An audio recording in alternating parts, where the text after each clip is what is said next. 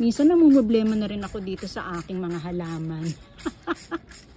Kasi naman halos hindi na sila magkamayaw dito sa kanilang plant rack sa dami. Ewan ko ba?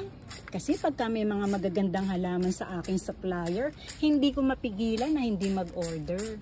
Mabuti na nga lamang nabawasan pa to eh. May nag-order sa aking isang kliyente at napakarami ng kanyang kinuha. Kaya ayan, medyo sumakto na ang kanilang spacing.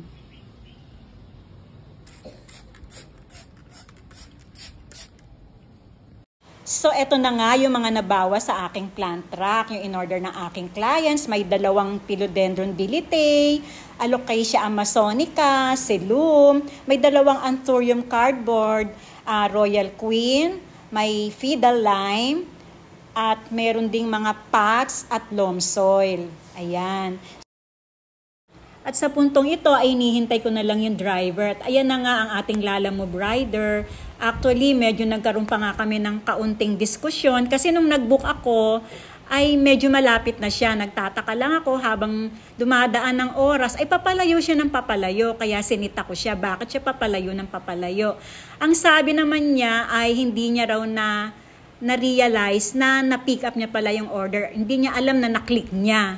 So, ayan na nga, habang ako na rin yung nagpasok ng mga halaman sa kotse niya dahil may mga sinasabi pa siya na kailangan daw ay dagdagan yung bayad.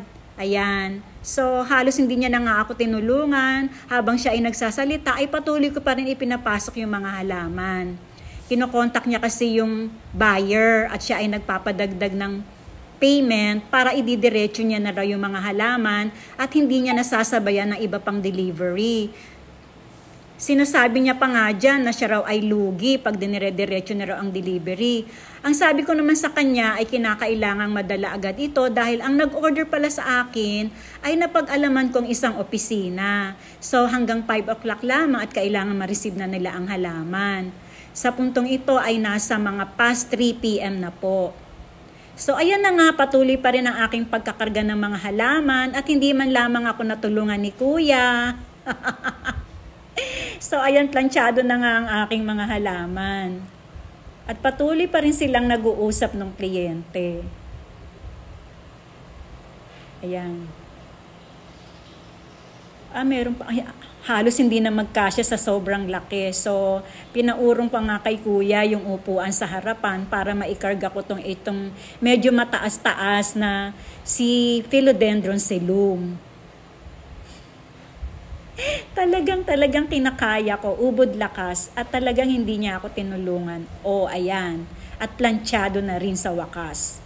At siya nga pala, meron pa akong ikakargang 2 loam soil habang si Kuya ay ayan pa rin at patuloy na nakikipagbalitaktakan sa kliyente. Binuksan niya lang ang trunk at ako naman ay nakaabang na para i-load yung 2 bags ng loam soil. O diba? Ibale, exercise ko na rin naman na yan. Tinitingnan lang talaga ako ni Kuya at inalalayan niya ang pintuan ng kanyang auto. So, ayan na nga. At sabi nga ni Kuya ay kausapin ko rin ang kliyente. At tingin ko naman ay nagkaigi na sila at ngayon ay paalis na siya at siya ay nagmiminor na palabas ng aming gate. So ayun na nga at napag-usapan pala ni client na magdadagdag na lang ng bayad at in-instruct si Kuya na idaan na sa Skyway para daw humabol sa alas 5 na oras ang kanilang pagsasara ng opisina. Maraming salamat po sa inyong pagsubaybay. Hanggang dito na lamang aking pagbabahagi at kwento. Nawa ay hindi kayo magsawa ng pagsubaybay sa The Late Bloomer. Magandang hapon sa lahat. Hanggang sa muli. Happy planting!